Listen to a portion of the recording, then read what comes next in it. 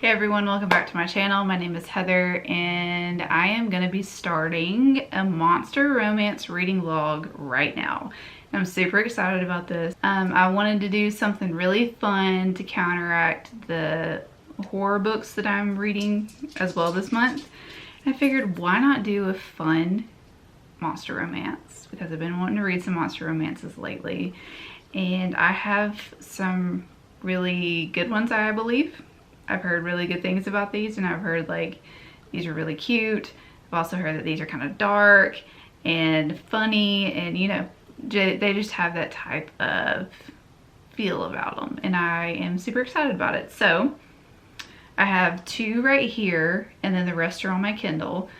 These two are not on Kindle Unlimited, but the other ones that I'm going to be talking about are on Kindle Unlimited.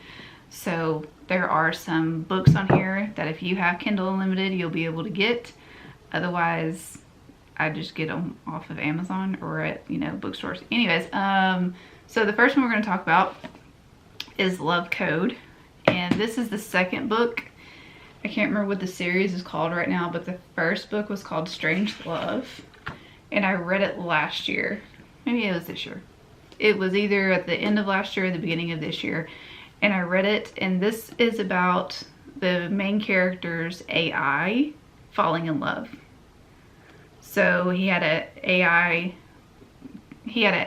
person or AI thing named Helix, and this is about Helix falling in love with somebody, and I'm very excited about it. It was Strange Love was very, very cute. It was really weird, but obviously this is a sci-fi romance.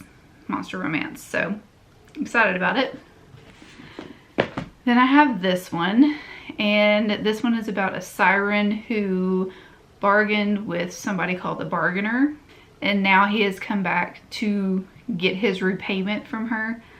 So this is kind of I don't really know what tropes are in here, but Bargainer getting his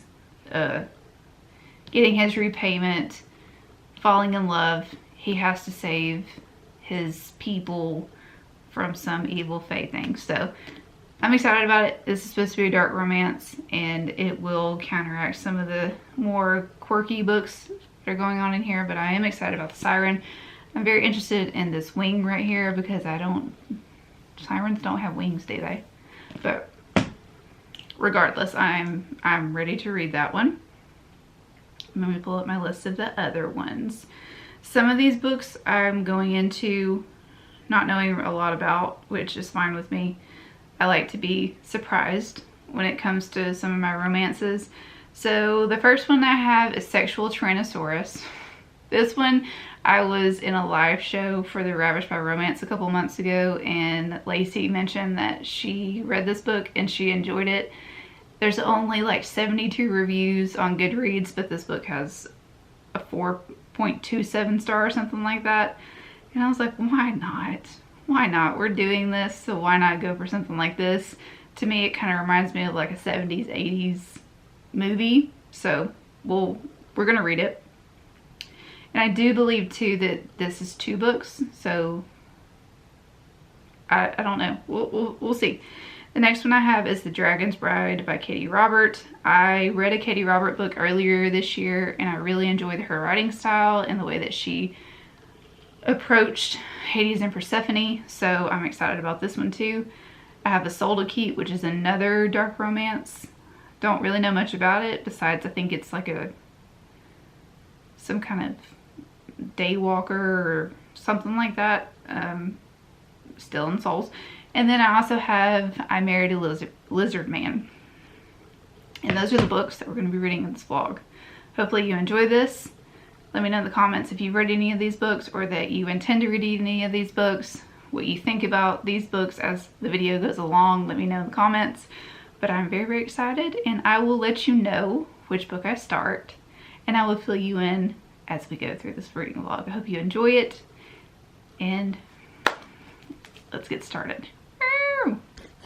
Hello, here to update you on A Soul to Keep. I started reading it yesterday and I'm already like at, where am I? hopefully I'm already at, I think it's like the 65% mark. 62. I'm already at the 62% mark. I couldn't stop reading it because it's really, really good. I'm really enjoying it. And so let's talk. A Soul to Keep is about this girl or woman named Rhea. Is that her name? Rhea. And she is ostracized by her town because when she was younger, her whole family got eaten by demons. This book has like demons. It's got something called a dust walker. It has a lot of paranormal-y things, but mostly just like demons and dust walkers. There's also something called an owl witch in here. But anyways, she is ostracized by her village because demons ate her family and she is deemed as a bad omen. And she didn't get to talk to anybody from the time she was 7 all the way up until she's been an adult, and she is sacrificed as the Dustwalker's bride. So she has to do it, otherwise she's going to be put underground for the rest of her life, and she doesn't want to do that. So that's the whole beginning of the story. She meets the Dustwalker. His name is Orpheus, and this story is just really like their journey getting to know one another. Rhea doesn't want to be there, obviously, because she's never been free before. She's always been told what she has to do, and now she's living in this demon invaded world. And Orpheus is making sure that she doesn't get eaten by demons. And he is also trying to make sure that she is just safe all the time and everything like that. Taking care of her, basically. So there are points in this book where Rhea is just trying to make him happy so he doesn't get angry, because he has a really hard time dealing with his emotions as well. But he just wants a companion, and he's been alone for a long time. He's like 180 something years old. So he's just wanting a companion, and he's actually very, very sweet once she gets to know him.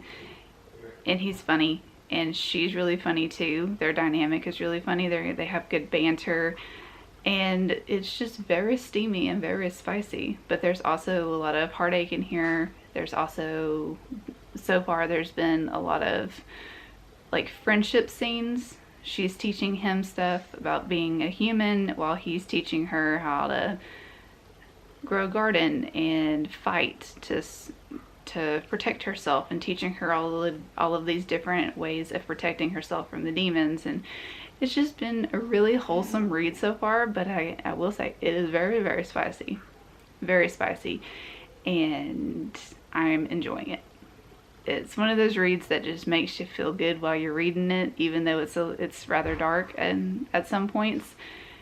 But it's just, I don't know, it's just one of those books that I love. Like, these are the kind of fantasy, paranormal-y books that I really, really like.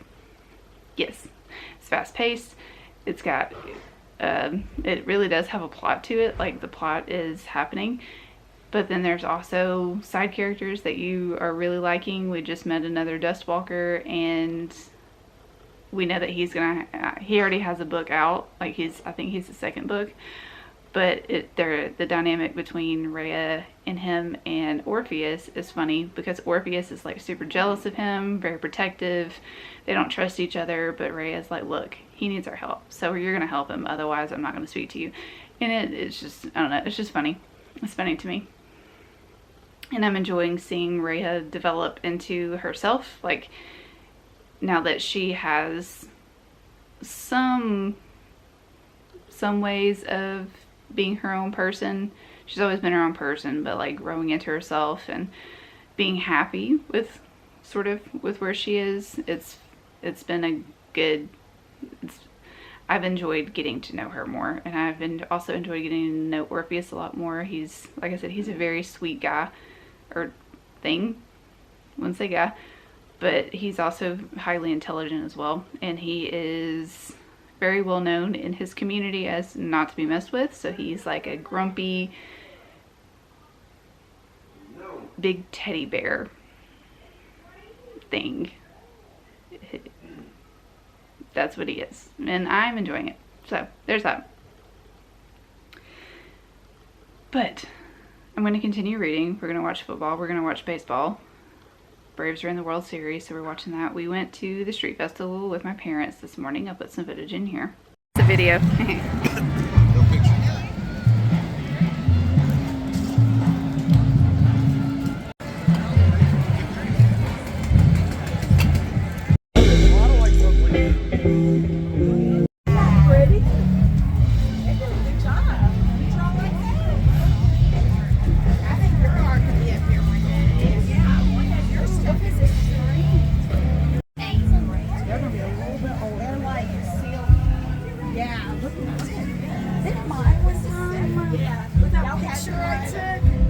Where I live every year around this time of year, it's the first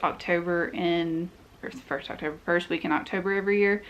There's a street festival. It has like crafts, it has live music, there's a parade, there's stuff for the kids to do, there's like a kids corner where they have a petting zoo and all that kind of stuff. So it was really fun this morning. But now we're at home and we're gonna watch the ball games, and I'm gonna read and probably take a nap later.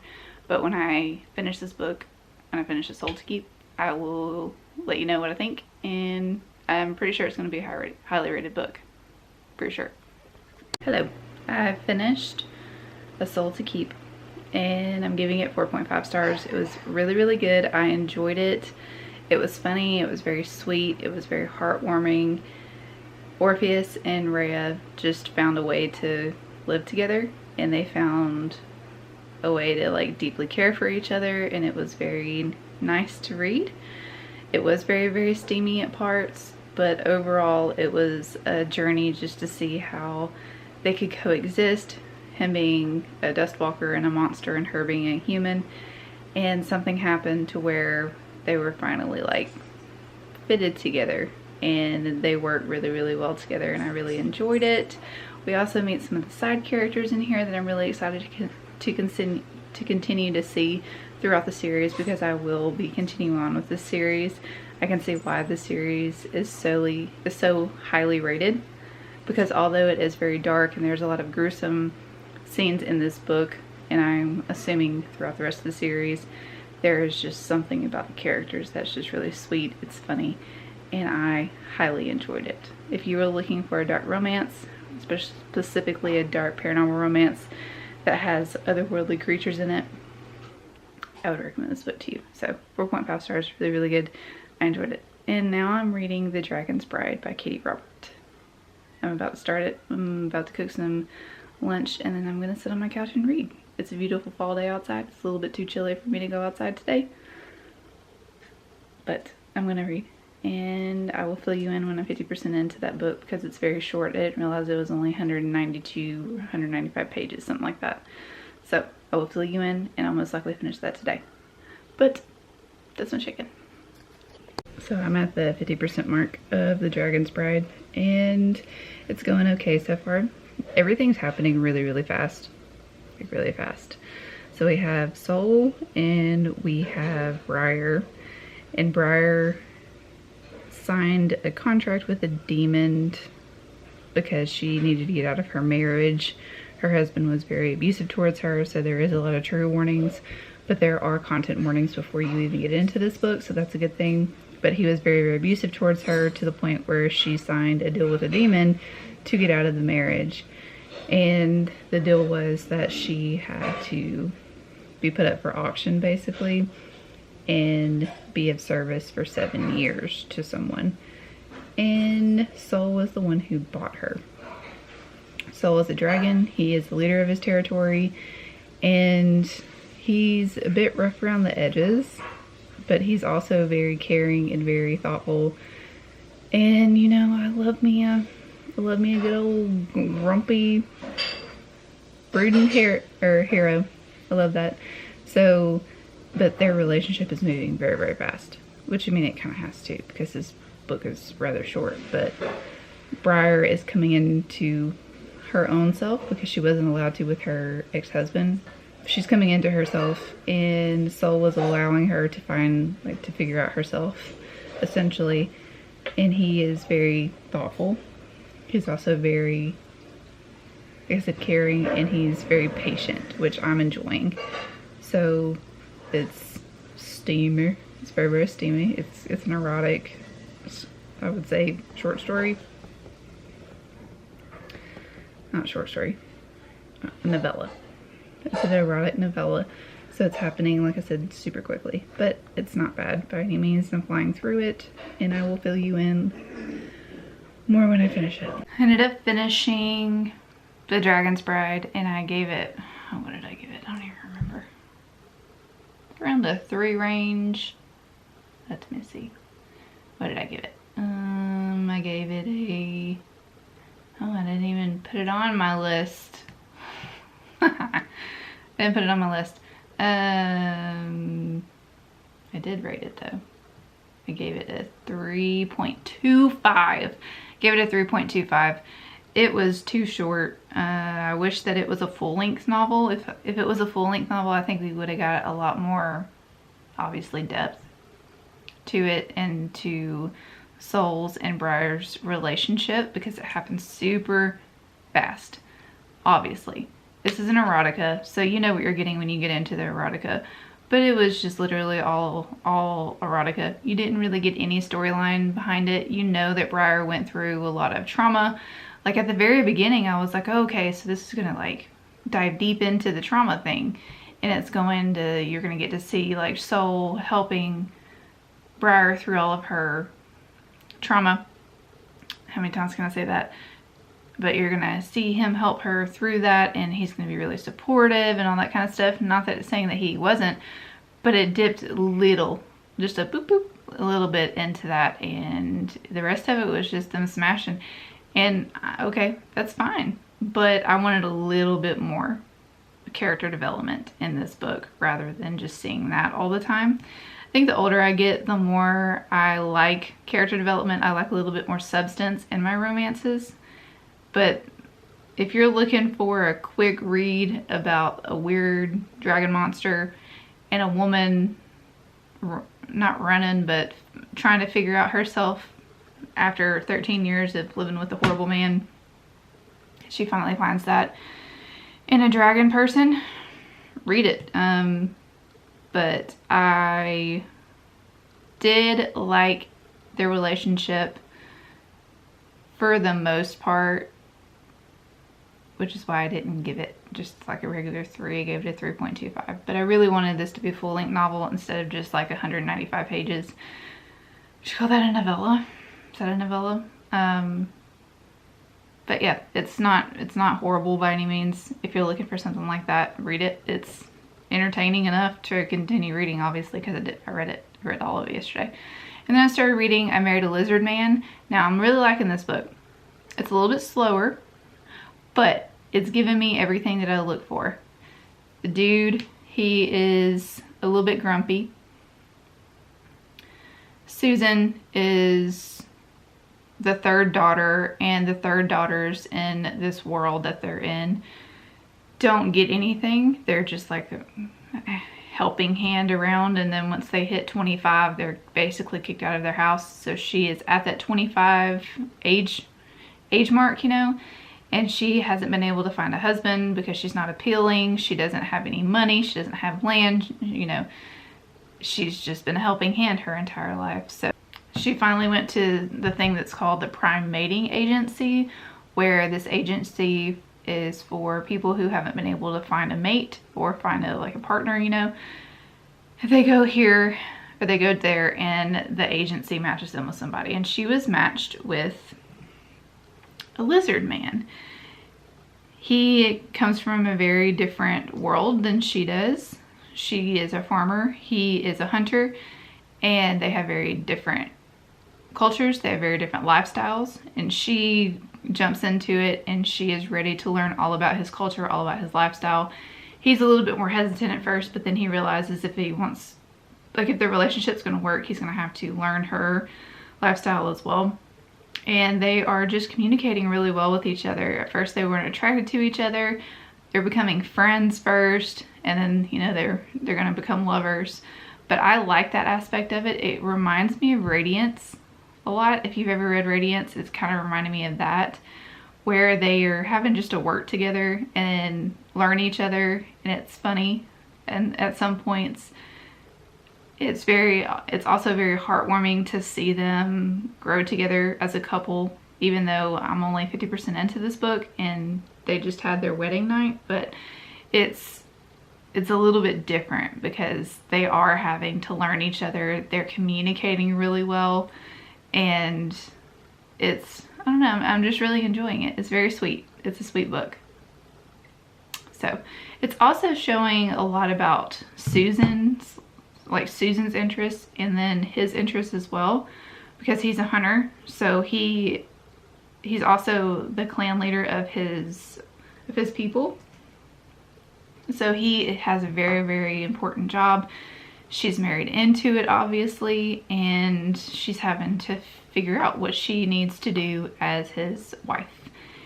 And he is responsible for all of these people, so he takes it very seriously, which I enjoy. I like it when we have main characters that are very serious about what they do, and he's obviously very caring because he is having to take care of all these people, and he really does care about everyone that he's having to take care of. So I enjoy that. And Susan, she is a farmer, like I've said before, and she's getting to continue that. She loves being a farmer. She loves growing things, and she was given the opportunity to grow her own garden. So I'm liking that. It's just very chill. They don't have a lot of technology. It's very communicative as well. They're in this big community, and they come together every night and they eat together, and it's just like this one big happy family, but it's not always happy, you know.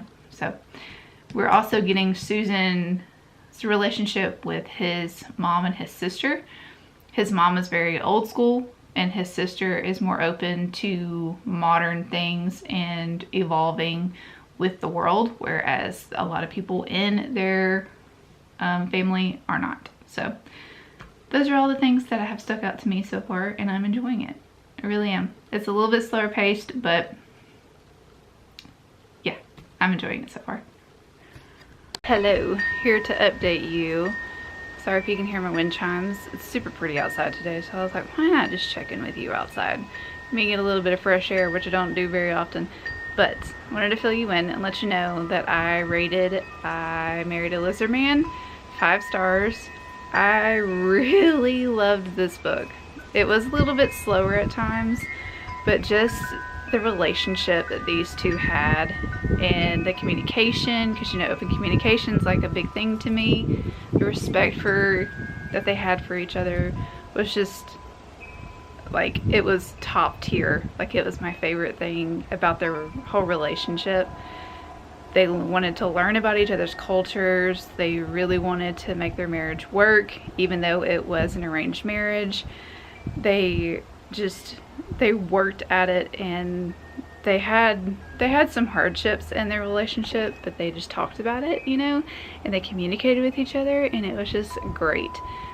Olix is so sweet. Susan is a spitfire when she needs to be, and even though she comes from a farming background, she did not push farming on to Olix's people, because we find out in the book that Olix's past, for his people, they were enslaved and they were forced to farm the land that they lived on, and they did get out of the slavery, but it still held a really negative connotation for them, farming at least, because they are considered hunters, they are considered gatherers. And when Susan came and she was like, hi, I want to farm on your land, there was a lot of pushback at first because of their past, and they worked through that. She showed them that she was not going to work herself super hard because of the technology that she had brought with her from her her home, and she was very, very cautious, and she did not force it upon them, like I said. And she did show them that she was able to help them with some things that were going on, because they are considered poor people. Olix's clan is considered poor, and they're not big on technology. They live a very simple life, and Susan coming in and talking about farming, they had a lot of pushback, but it's very understandable. Susan understood it. She came through for them, and she showed them that she could help provide for their people and their clan, and it was just like, oh my god, it just tugged at my heartstrings. Even though the steamier parts of the book were a little odd, they made it work, and they were like, hey, I like you, like, I don't care. Because at first they didn't find each other attractive, but then they grew into friends, and then they grew into lovers, and it was just really right up my alley, and I really liked it. Even though it's a little bit odd, and it did have some slow parts, it was just one of those books that, like, it just made me happy, you know? It just made me really happy. I wasn't expecting it to be as good as it was, even though it does have 4 stars on Goodreads, but, you know, whatever. And yes, I loved it. So I'm going to continue on with the series. Now I wanted to talk about 2 of the books that I have. Well, I have 3 books left, but I want to read a physical book right now because I'm getting kind of tired of looking at my Kindle screen. So I have, well, is that it? I don't know. I have Love Code, and I also have, do you say Rhapsodic? However you say this. Rhapsodic. I have both of these books. I don't know which one I'm going to start with first, but I just wanted to fill you in and let you know that I Married a Lizard Man, 5 stars. It's perfect. It was a great romance, and I enjoyed it so much. I'm going to continue on with the series. So, it's very pretty outside today, like I said. Feels great. And I'm going to continue reading. I'll fill you in when I'm 50% into one of these 2 books. Wish me luck. Lila, what are you doing? What are you doing? Are you enjoying the weather too? Yeah? Are you enjoying the weather? You're a pretty girl. Yeah, you are. You're pretty. Are you about to poop? Okay. Hello. We're here to pick up our baby from daycare. And we're gonna go to the bookstore. So I figured that you can come with me. I started Love Code last night. It's a little weird. It's okay. They're talking about science stuff, and it's going kind of over my head a little bit. But yeah, I wanted to take you along and show you what I get at the bookstore. Let's go book shopping.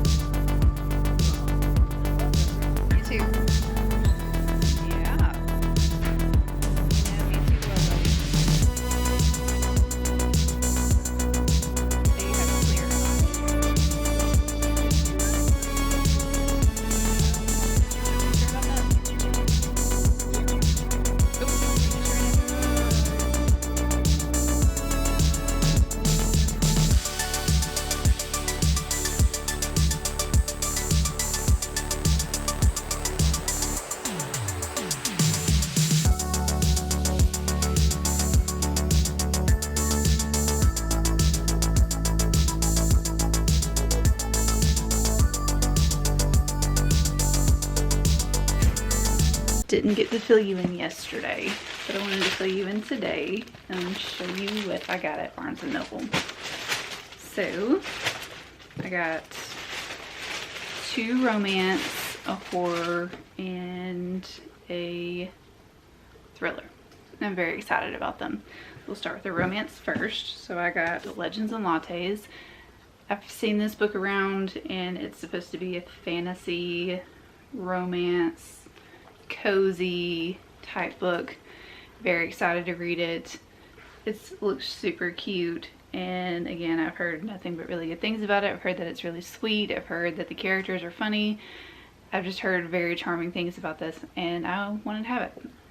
Then the next one is one of my most anticipated reads for 2023, and this is Cold War.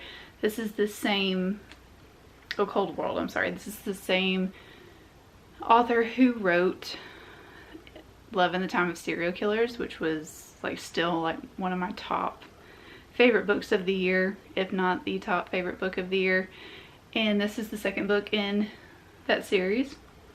Super excited about it. She's a bookkeeper for the Cold World, and Asa is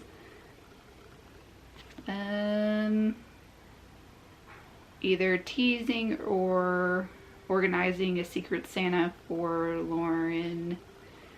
Don't really know what happens. I just know that it happens around the time of Christmas, so maybe we'll read this during Christmas. I know that was a horrible way of explaining this book, but I don't really know. I just really liked Love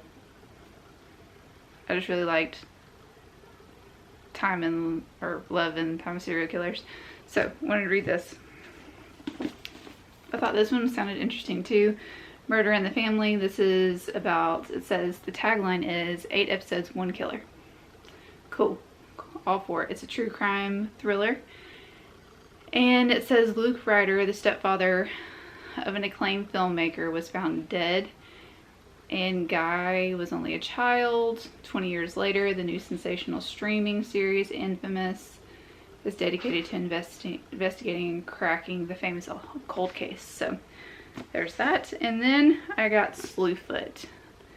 I don't honestly know what this is. I don't really want to know a lot about going into it. I just know that it is about like a spirit being awakened in the forest, and it has demons, probably ghosts.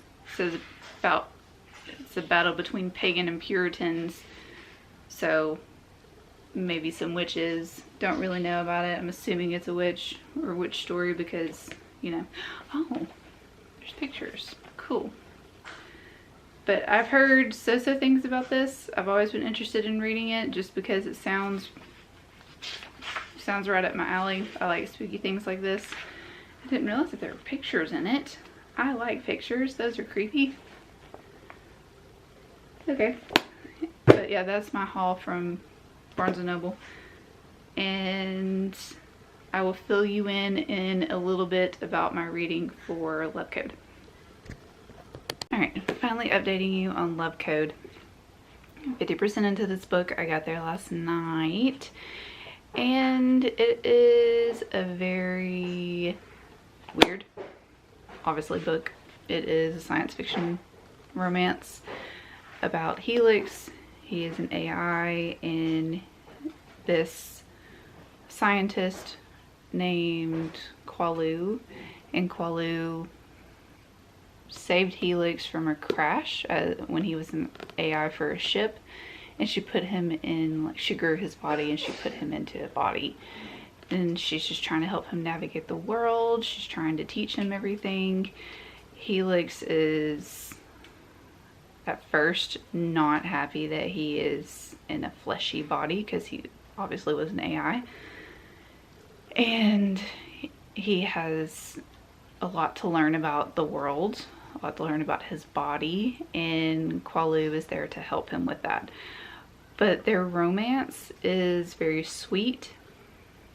Qualu is teaching him about consent and teaching him why it is important that way. Also, Qualu is Tyrannosaurus, I think that's how you pronounce it, and in their society they are able to pick their pronouns. They are also able to pick if they are obviously more feminine, more masculine, or if they feel non-binary. So that's a lot of talk about it. That's a lot of talk in here. So Helix is able to pick his pronoun, and we also see that Qualu has 4 mothers. So in their society, I don't know if they can reproduce. Well, obviously they reproduce Qualu. I don't really know how that works in their society, but she does have 4 mothers. They all put their genetics into one and made Qualu. So we find that out, and then we also find out what actually happens to Helix. Now at the end of Strangelove, we do see that Helix goes onto the ship, but that was pretty much it. So this pretty much picks off where Strangelove ends, and it's after a crash. And now Qualu and Helix are kind of on the run a little bit. This little thing right here on the back, her name is Avi, and she is some kind of animal on Qualu's planet. She can talk, and she's very cute. She's very protective of Helix and Qualu, and she is just like a force to be reckoned with. I love her character. In Strangelove, Beryl's dog, I can't remember the dog's name at the moment, but Beryl's dog was given the ability to talk to. So it's just really cute. I like that aspect of it. Some of the science-y things that they're talking about are kind of going over my head a little bit. Over my head. It's a slower book. But overall, it's not that bad. So we will see where Qualu and Helix end up on their journey that they're on right now. And I will fill you in when I get done. I think I'm going to make some turnip greens either tonight or tomorrow. So I wanted to show you my turnip greens that I made from earlier. Yeah, there's potatoes in there too, because I usually eat my turnip greens with... Hi. Can I get under there? Okay. I usually eat my turnip... Oh, I found some toys. Usually eat my turnip greens with, like, you know, cornbread or pepper sauce. Sometimes I eat it with pepper sauce. Depends on my mood. I didn't have any meat to put in here either, so there's no meat in here. Traditionally for southern, you know, turnip greens, well, if you don't know, southern turnip greens usually have some sort of like pork or turkey or, you know, something like that in there. So I made potatoes. Oh my god, it's so good.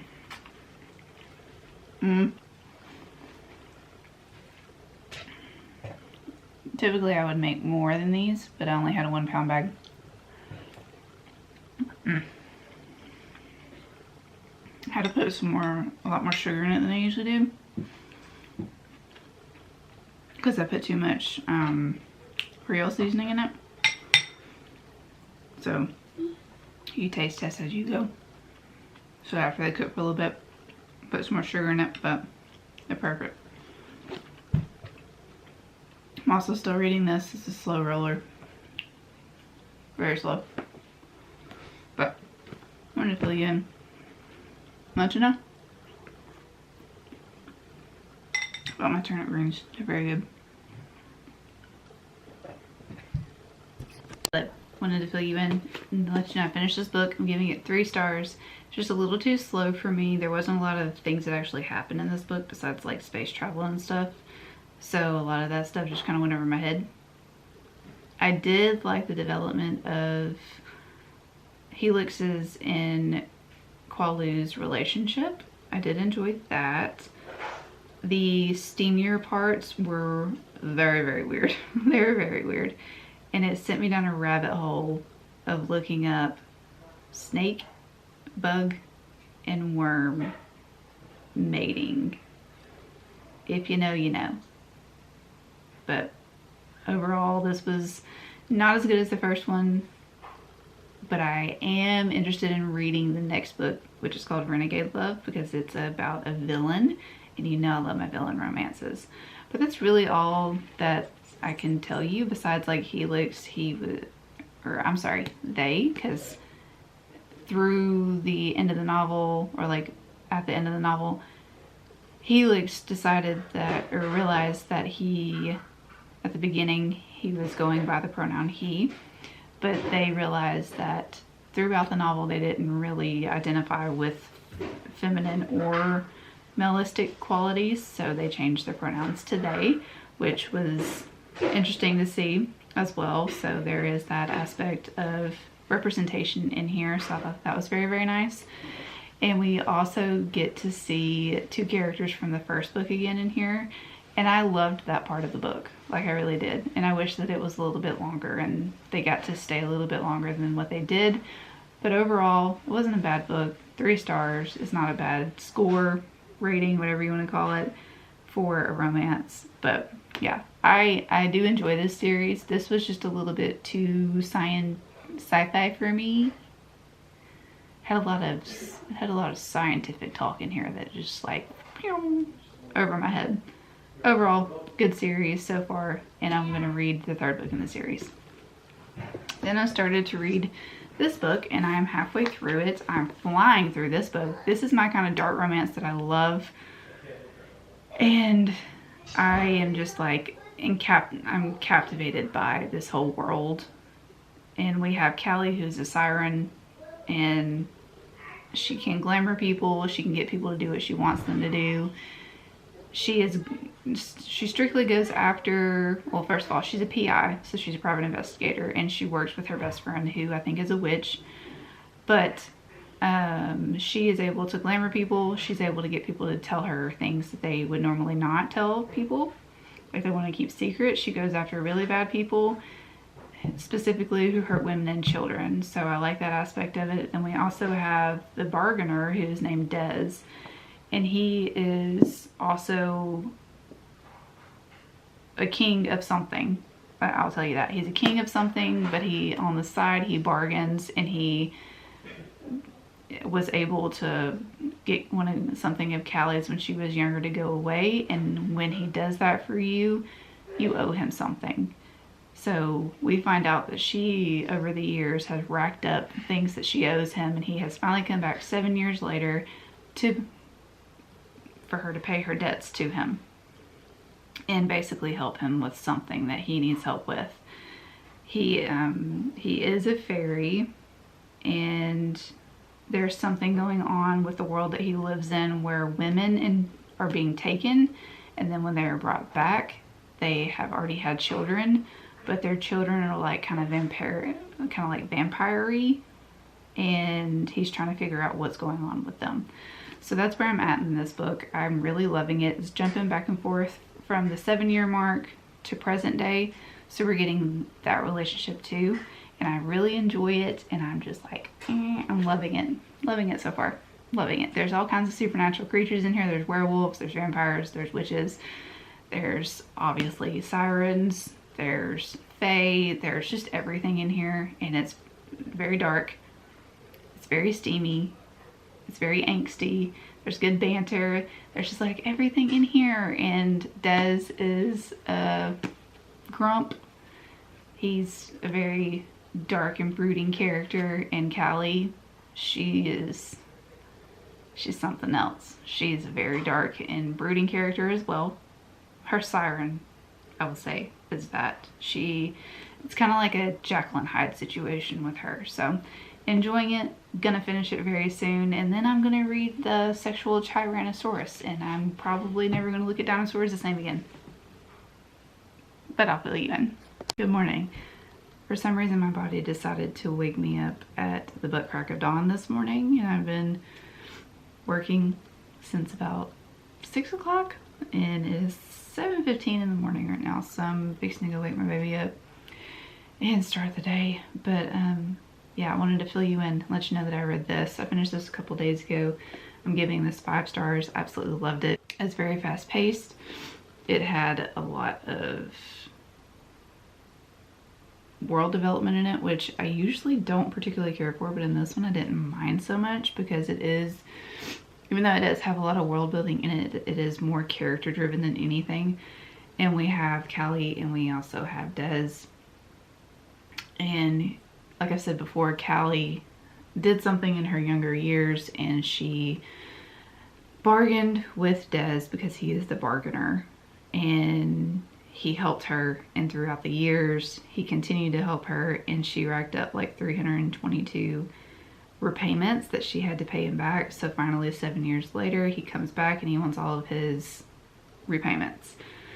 So she's having to help him because in his world, people are coming up missing, and then they are coming back with babies that are like kind of like vampires, sort of.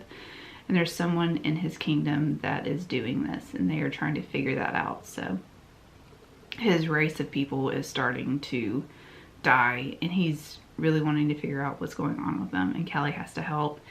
And Callie and him have had a previous relationship before, so it's kind of like a second chance romance. Kind of hate to love a little bit because Des broke Callie's heart, and yeah, so I really enjoyed it. The second book is going to continue on with their story. I believe the third book focuses on another character in this book. But I just really enjoyed it. It was dark, it was steamy, it had a lot of angst to it. It jumped back and forth between the present and the past. So you get to see what happened 7 years ago versus the present. But it did it in a way where it was very easy to follow, and I just enjoy this author's writing style so much. I've read multiple books by her, and I believe that she is becoming one of my favorite authors because I loved her Four Horsemen series as well, and this one took the cake too. 5 stars. I loved it. It was great. So I'm also 60% into sexual Tyrannosaurus, and this book is ridiculous. This book is 2 books in one. The first is called Lust and Fury. I gave it 2 stars. I hated Knox in this. Knox was literally the most obnoxious person or thing I've ever read about before in my life. Just like his whole personality is, I'm the Dino King and you can't do anything to me, and blah blah blah blah blah. And I'm just like, dude, shut up. Like throughout the, he was just obnoxious. And then we have Dania, something like that. Whoever she is, Dani. There you go. That's her nickname in the book. But we have her, and she comes from this clan that sacrificed her so they could live for forever, basically, or so the world wouldn't die or something like that. And she goes to the Dino King, and instead of killing her like he's supposed to, he decides to make her his disciple because he is trying to become a god, and they fall in love, and I'm just like, ah. Like, I did not ship them whatsoever. He is, like, he literally, his name lives up to it because his name is Tyrannosaurus or something like that. But they call him Nox, and he, like I said, he is obnoxious, and he's freaking annoying. He just annoyed me the entire, and I just like sped through.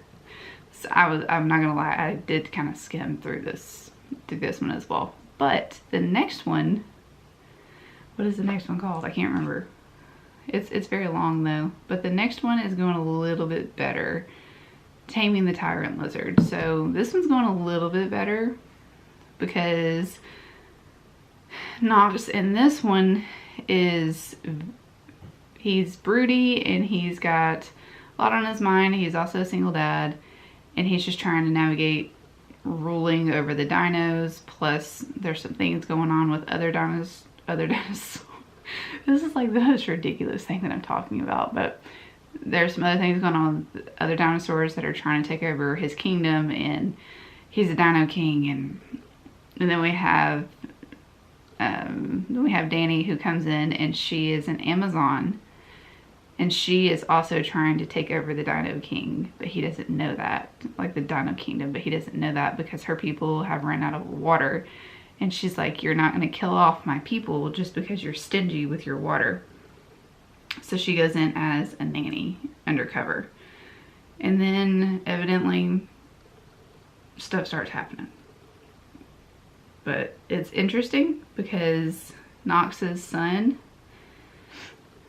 he is a 9-year-old, and he kind of breaks up the eroticness of the story. And again, I am never going to look at dinosaurs the same after this book. But I'm 60% in to this book, so I'm over halfway done. But the second book in these 2 books is very, very long, but it's moving on pretty quick, and I'm not hating it as much as I did the first one. there's that. But I'll fill you in when I'm done. Because I was supposed to upload this video on Friday, but today is Monday. And I have not updated this video since Friday.